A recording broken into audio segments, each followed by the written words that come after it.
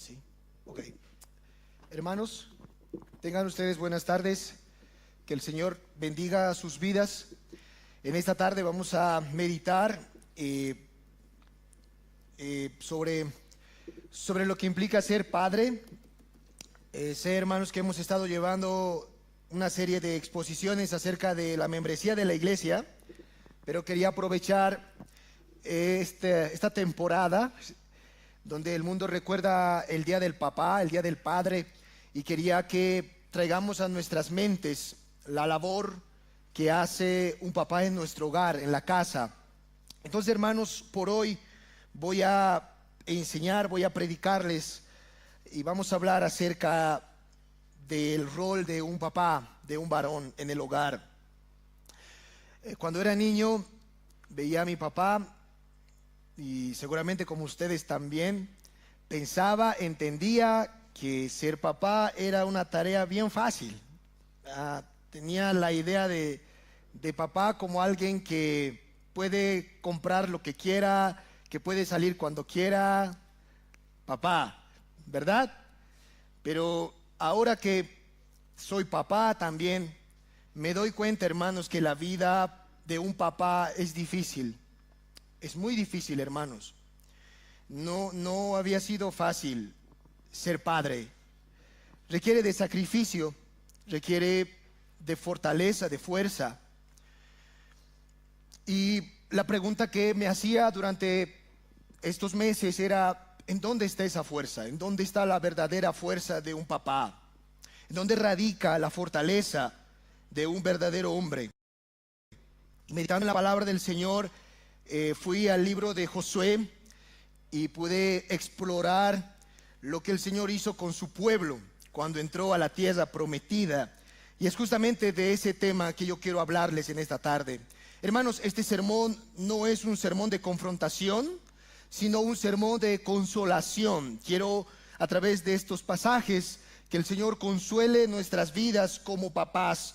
Si estás desanimado, si estás desalentado como varón, o si realmente ves la vida un poco difícil, un poco complicada, sea el Señor hablando a través de este pasaje a tu corazón. Vamos a ir a Josué capítulo 3 y vamos a estar concentrándonos en los versículos 14 hasta el capítulo 4, versículo 7. Abra tu Biblia, hermano, en Josué. Abre tu Biblia ahí, capítulo 3, versículo 14 al capítulo 4, versículo 7. Hace 400 años atrás de esta historia, Dios había hablado con Abraham. ¿Recuerdan a Abraham, el padre de la fe? Dios le había dicho a Abraham en el capítulo 12, versículo 7 del libro de Génesis, que le iba a dar una descendencia como las millares de los cielos, y que le iba a dar una tierra en donde esa descendencia iba a habitar. Eso había pasado hace 400 años atrás de esta historia. Lo mismo Dios le dijo a Isaac su hijo, y lo mismo Dios le dice a Jacob su nieto: voy a darles una tierra que fluye leche y miel. Ustedes recuerdan la historia que los hijos de Jacob, que es el pueblo de Israel, fue esclavizado durante 40 años en Egipto. Y ahí Dios escuchó el gemir de su pueblo y usó a un gran hombre llamado Moisés para que libere al pueblo de Israel de la esclavitud. Y en el libro de Éxodo capítulo 3 versos 7 al 8, vayamos allá ahora con nuestras Biblias, hermanos. El Señor le dice a Moisés: bien he visto la aflicción de mi pueblo que está en Egipto, y he oído su clamor a causa de sus exactores, pues he conocido sus angustias. Versículo 8 de Éxodo capítulo 3. Y he descendido para librarlos de mano de los egipcios y sacarlos de aquella tierra a una tierra buena y ancha, a tierra que fluye leche y miel, a los lugares del cananeo, del eteo, del amorreo, del fereceo, del heveo y del jebuseo. Dios no había olvidado sus promesas. Y a Moisés le dice el Señor: Moisés, vamos a liberar al pueblo de Israel, y quiero que los conduzcas rumbo a esa tierra que yo he prometido a Abraham, a Isaac y a Jacob. Una tierra que fluye leche y miel.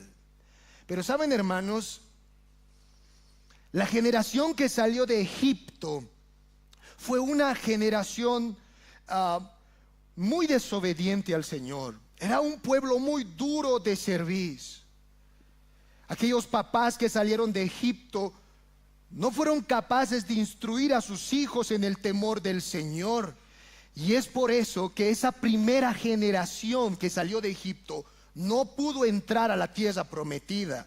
Hermanos, ni siquiera Moisés entró a la tierra prometida. Moisés murió, hermanos, en los campos de Moab.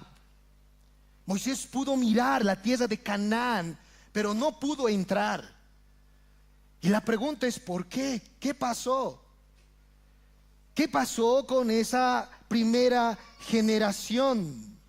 Hermanos, los papás, los varones, no supieron liderar correctamente a su generación. Fueron muy desobedientes al Señor. No necesito contarles esa historia, ustedes lo pueden ver en los libros de Éxodo, Levíticos, Números. Pero Dios les da una segunda oportunidad.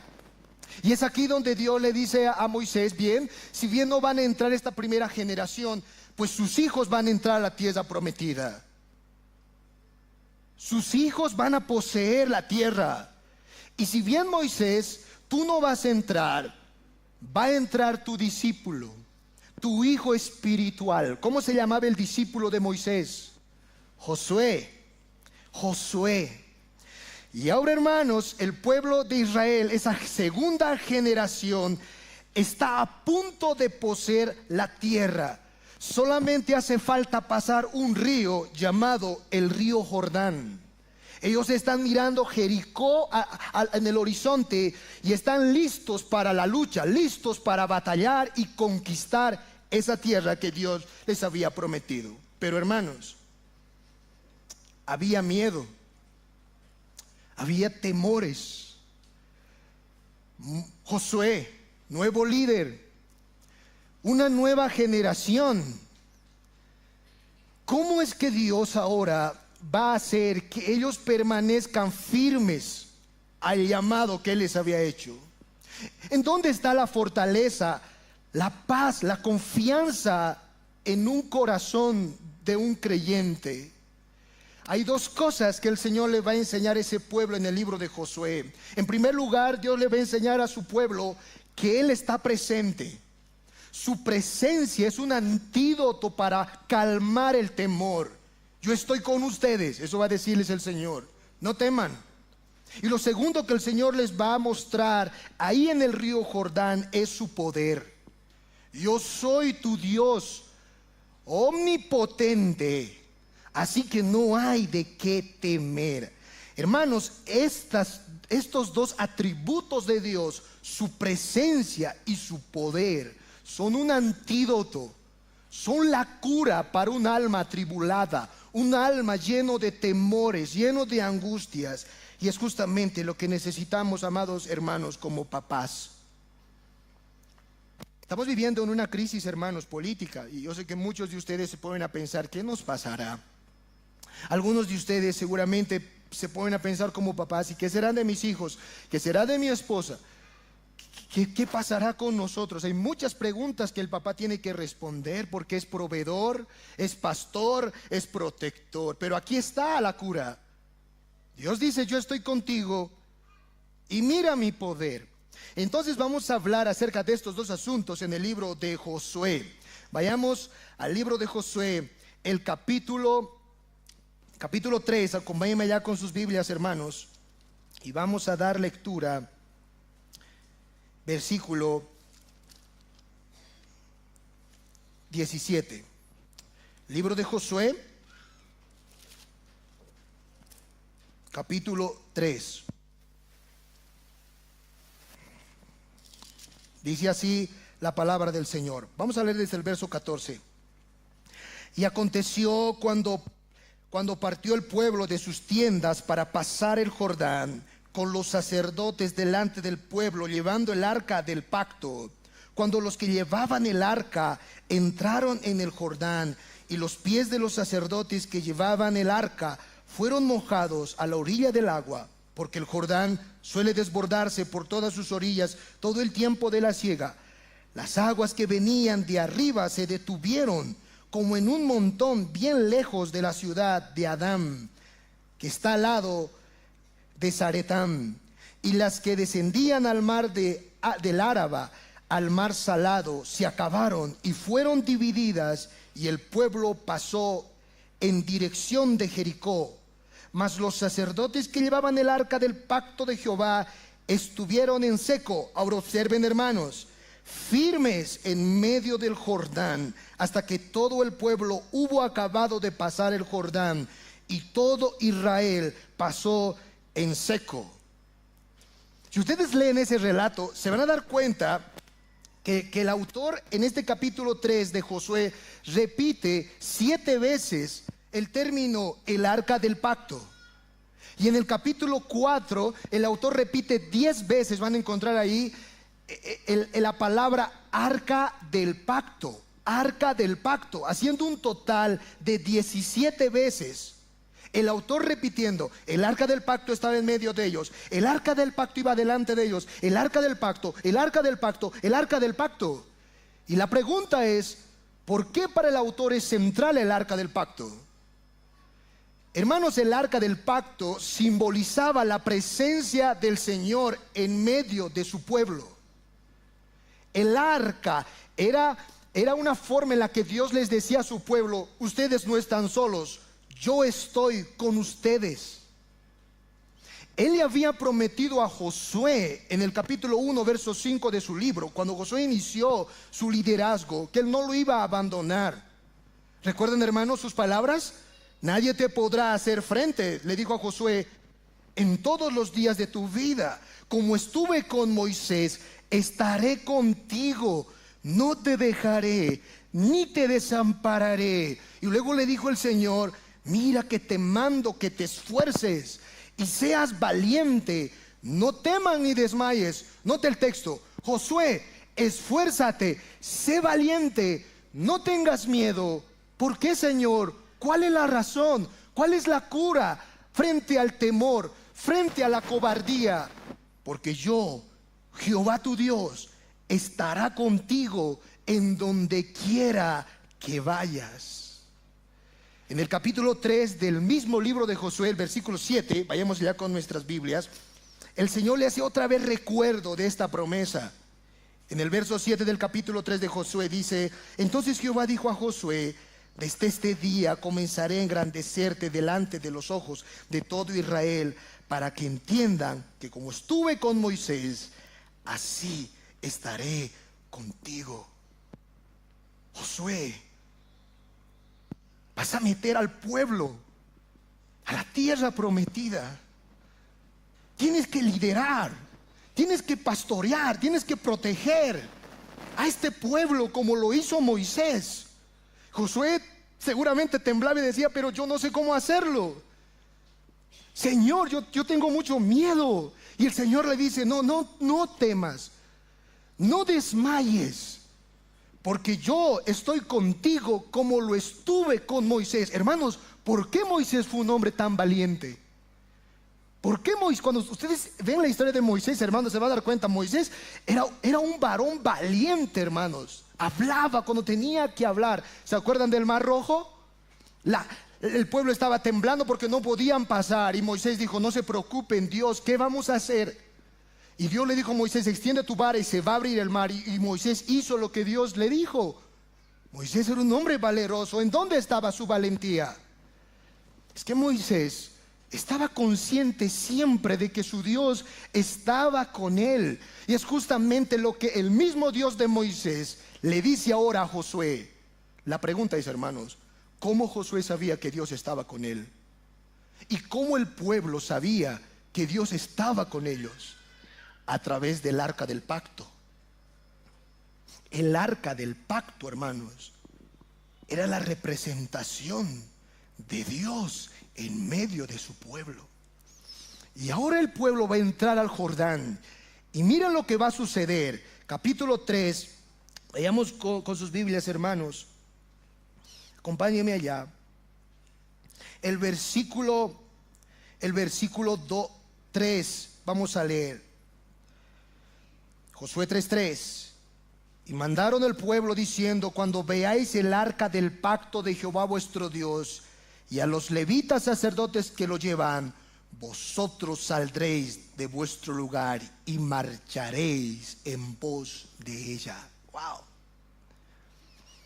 Van a cruzar el río Jordán. Entonces, ¿qué hace Dios? Dios dice: Josué, instruye, haz que los sacerdotes carguen el arca del pacto, y vas a hacer que primero en el río Jordán entre el arca del pacto, para que todo el pueblo vea el arca del pacto y siga en pos de ella. Muy interesante, hermanos. En otras palabras, lo que estaba diciéndole el Señor a Josué es: Josué, mi presencia irá primero. Yo voy a entrar primero al río Jordán, y quiero que todo el pueblo me vea que yo estoy con ellos. Pongan sus ojos en el arca. El verso 3 dice otra vez: y mandaron al pueblo diciendo: cuando veáis el arca del pacto. No van a distraerse. Sus ojos no van a poner en otra cosa sino en el arca. Le dice el Señor: vas a ordenar al pueblo. Yo voy a ir primero y ustedes van a ir después de mí. Y hermanos, eso es justamente lo que hizo Josué. Hicieron también los sacerdotes. ¿Saben por qué, hermanos? Porque es únicamente a través de la presencia de Dios que el pueblo iba a entrar a ese río Jordán confiado, seguro, en paz. El Señor quería asegurarse de que todo el pueblo ponga sus ojos en Él.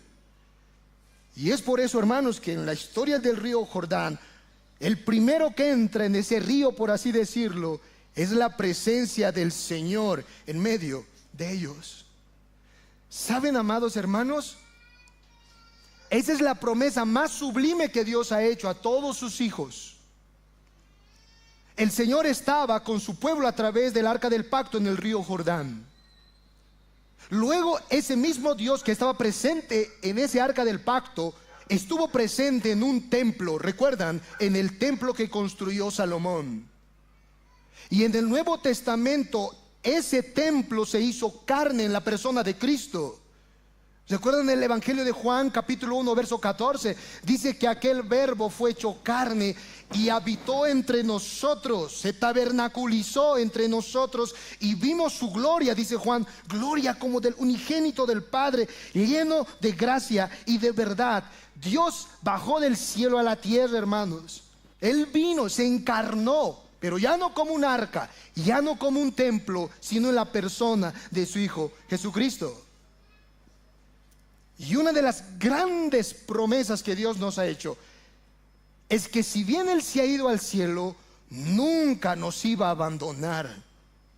¿Recuerdan cuando Él estuvo en el monte de los olivos, estuvo ascendiendo a los cielos? En Mateo capítulo 28 el Señor les dijo: vayan y hagan discípulos a todas las naciones, bautizándolos en el nombre del Padre, del Hijo, del Espíritu Santo. Obedézcanme, luchen, sigan adelante.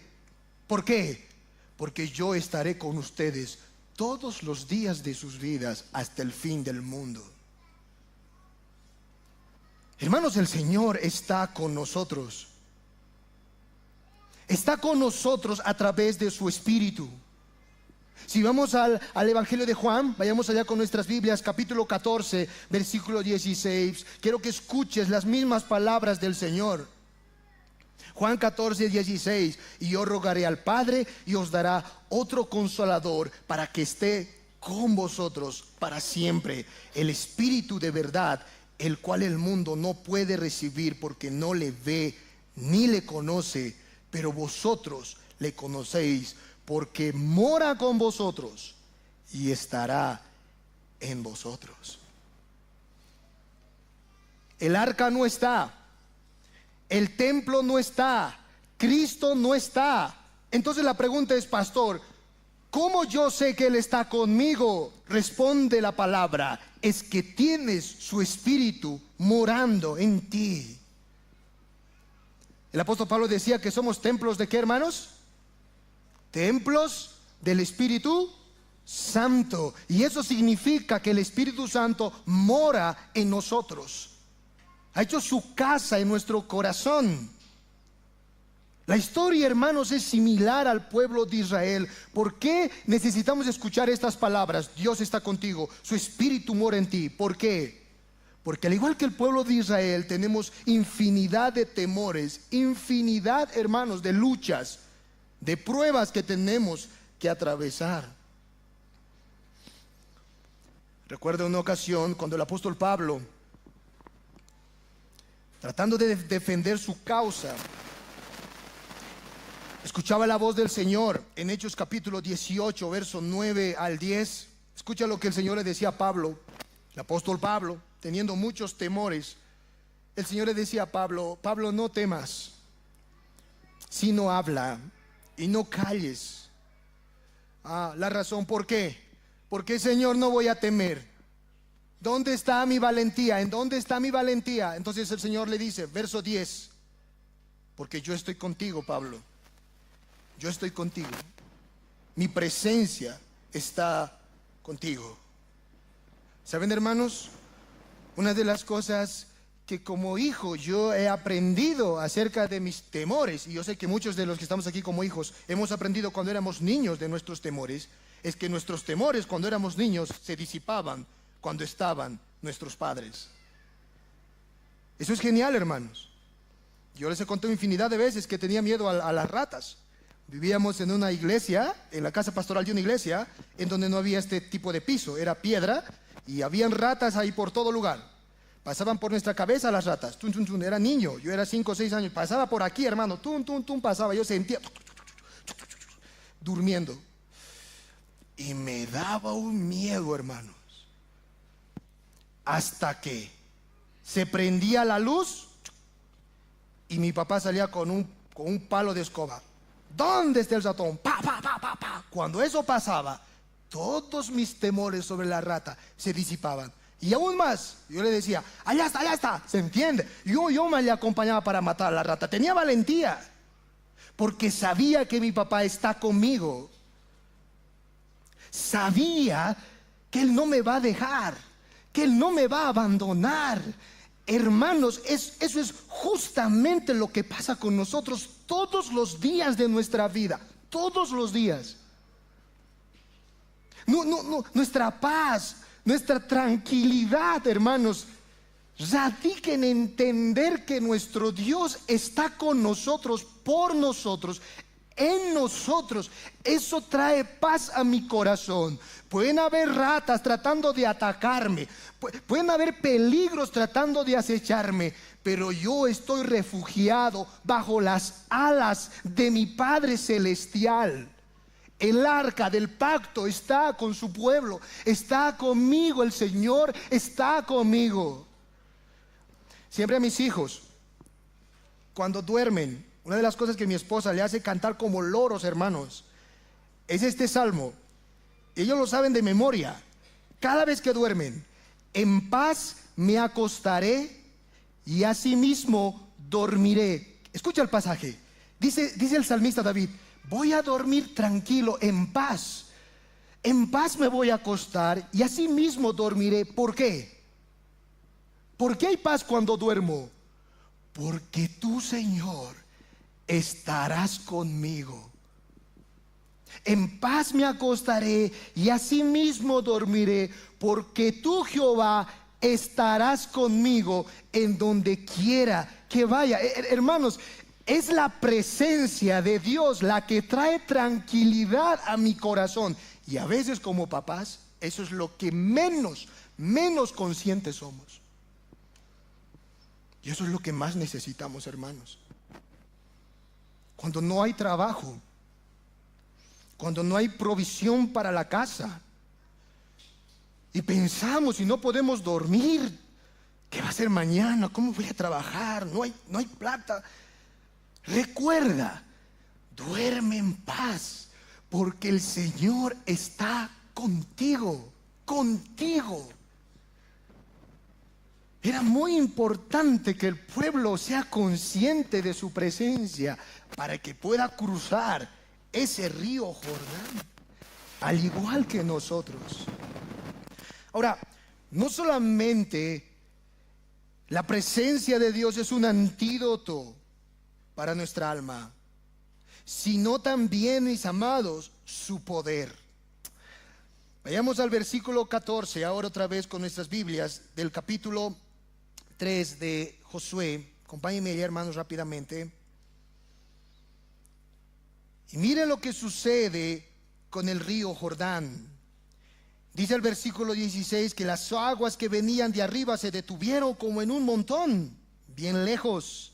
Y dice la última parte del versículo 16 del capítulo 3, y fueron divididas esas aguas en la última parte, y el pueblo pasó en dirección de Jericó. Hermanos, ¿cuándo fue la primera vez que las aguas se dividieron en dos a la mitad? ¿Recuerdas esa historia? ¿Cuándo fue por primera vez que los israelitas vieron las aguas dividirse en dos? En la historia de Moisés. ¿Con quién? Con el mar Rojo. Lo mismo sucedió con el río Jordán. Cuando el arca del pacto, cargada por los sacerdotes, entraron al arca, el río Jordán se dividió en dos de par en par y el pueblo pasó en seco. Ahora es interesante en el pasaje que el Señor les hizo reposar al pueblo de Israel 3 días para que vieran ese río Jordán. No piensen, hermanos, que el río Jordán era un río tranquilo. No, en el versículo 15, vayamos allá, capítulo 3, verso 15 de Josué, se nos dice que ese río solía desbordarse por todas sus orillas todo el tiempo de la siega. ¿Han leído? O sea que ese río estaba embravecido, se estaba desbordando. Y el Señor en el capítulo 3, versículo 1, vayamos allá ahora con nuestras Biblias, les hace reposar a orillas de ese río por 3 días. Dice el texto: Josué se levantó de mañana y él y todos los hijos de Israel partieron de Sitim y vinieron hasta el Jordán y reposaron allí, o sea, a sus orillas, antes de pasarlo. ¿Cuántos días? Versículo 2. Y después de 3 días los oficiales recorrieron el campamento. 3 días el Señor les hizo mirar el río Jordán embravecido, desbordándose. Boom, boom. ¿Alguna vez han ido a la playa, hermanos? O a un río que está medio bravo. Es duro, hermanos. Pum, te choca. Uno tiene miedo. Bueno, el Señor dijo: se van a quedar ahí 3 días mirando lo que está pasando con el río. ¿Cómo se desborda? ¿Cómo es el río de grande y embravecido? La pregunta es ¿por qué? ¿Por qué el Señor hace eso? ¿Por qué no les lleva al Jordán y les hace pasar directo? Pasen nomás, vamos a abrir directamente y pasen. ¿Por qué el discipulado del Señor es a orillas del río Jordán, mirando esas aguas embravecidas? Simple, hermanos.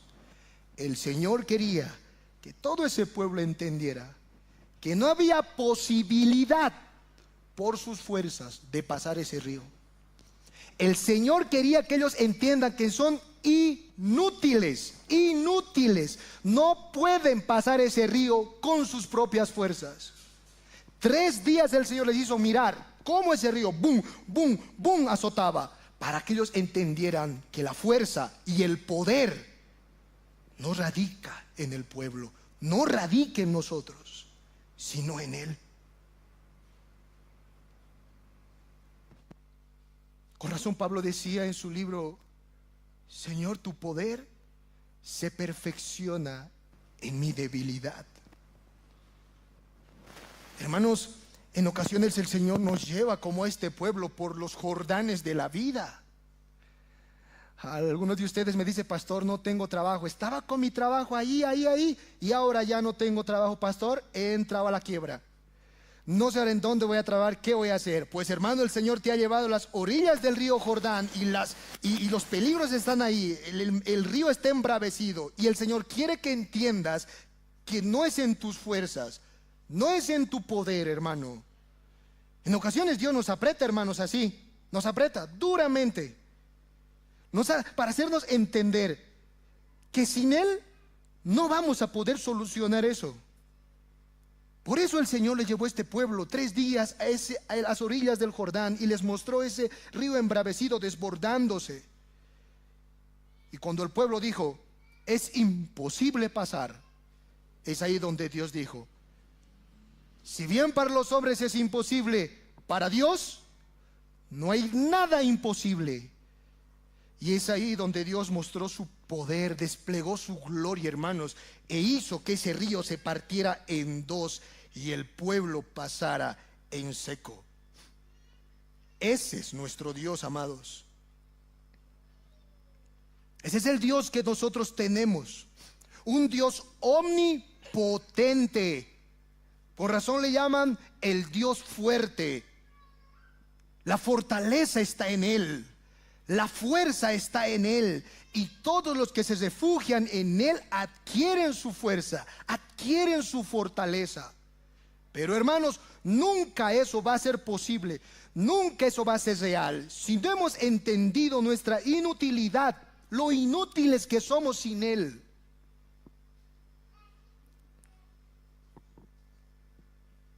Hay cosas que vamos a ver imposibles, que al final de cuentas Dios lo ha hecho posible, hermanos.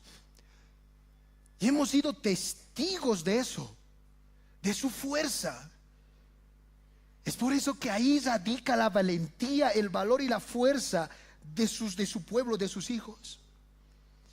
Dios mostró a este pueblo de Israel su presencia y también les mostró su poder.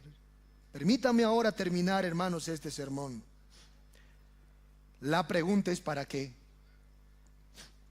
¿Para qué Dios mostró a este pueblo estas 2 cosas? Genial, hermanos, es esta historia. Si ustedes leen el capítulo 4, y con esto concluimos esta enseñanza, había un propósito. En el capítulo 4, en el versículo 6, leamos nuestras Biblias. Ahí hay una razón principal por la que Dios hace todas estas cosas. Y el propósito es este.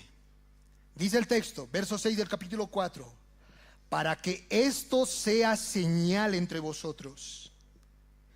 Y cuando vuestros hijos, hermanos, atentos, para cuando vuestros hijos preguntaren a sus padres mañana, diciendo, ¿qué significan estas piedras? Les responderéis que las aguas del Jordán fueron divididas delante del arca del pacto de Jehová. Cuando ella pasó el Jordán, las aguas del Jordán se dividieron, y estas piedras servirán de monumento conmemorativo a los hijos de Israel para siempre. Wow.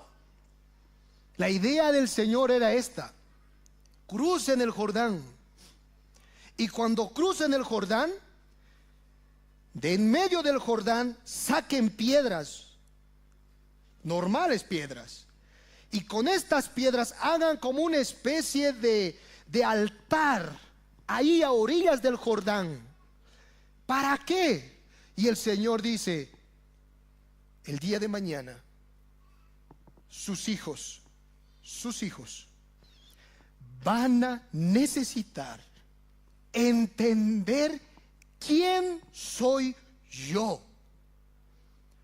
El día de mañana sus hijos van a preguntar, van a cuestionar muchas cosas, y ustedes tienen que usar este acontecimiento para enseñar a sus hijos, mostrar a sus hijos quién soy yo, quién ha sido su Dios en el Jordán. Ustedes han visto mi presencia y han visto mi poder, pero sus hijos no lo han visto, sus hijos no conocen. ¿Quién les va a enseñar a sus hijos eso? ¿Quién les va a mostrar eso? Ustedes tienen que mostrar como padres, está diciendo el Señor. Hermanos, La labor principal que Dios encomendó a los padres, hermanos, es el hecho de pastorear, de mostrar a nuestros hijos quién es nuestro Dios. ¿Sabes por qué, hermano? Porque nuestros hijos no lo conocen, ellos no saben, ellos no han visto lo que tú has visto. Una de las cosas que a veces viene a mi mente son las grandes hazañas que el Señor ha hecho en mí, hermanos, como Dios, seguro que lo ha hecho en ti. Yo he visto su poder en mi vida, he visto su presencia en mi vida, pero Eitan y Elian no han visto eso. Ellos no conocen a mi Dios. La pregunta del Señor es: ¿quién va a enseñar? ¿Quién va a instruir? Dice el Señor: ustedes, padres, van a instruir. ¿Por qué? Porque los hijos tienen muchas preguntas, muchos cuestionamientos, y son ustedes los que deben ser responsables en transmitir, en responder todas las preguntas que tienen, porque ustedes saben quién soy yo. Un pastor decía que si un padre no responde a su hijo una pregunta, el mundo le responderá.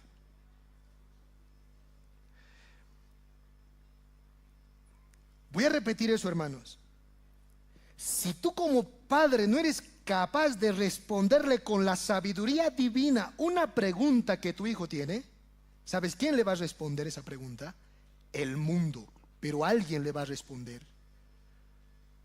Y es interesante, hermanos, que nuestros hijos durante 7 días están siendo respondidos con el mundo, de todos sus cuestionamientos que ellos tienen, de todas las cosas que ellos hacen, están siendo respondidos.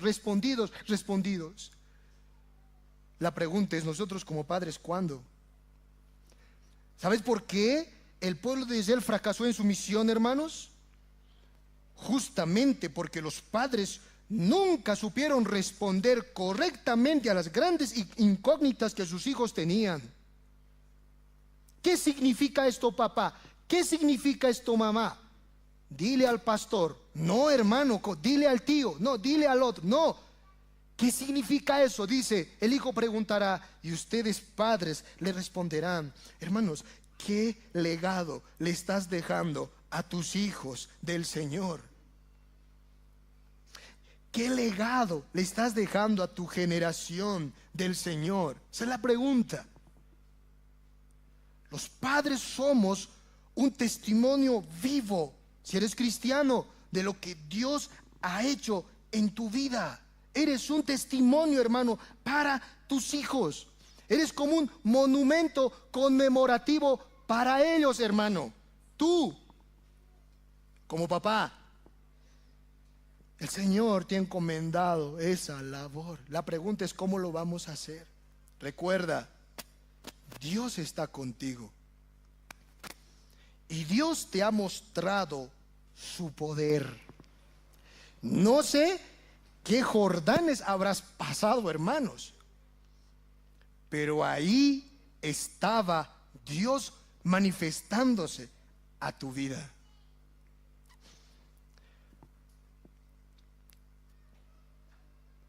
Cuando un hijo ha recibido, hermanos, esa instrucción de su padre a su pregunta, hermanos, ese hijo jamás se va a olvidar de lo que un día su padre le ha enseñado. Eso queda en la memoria, hermanos.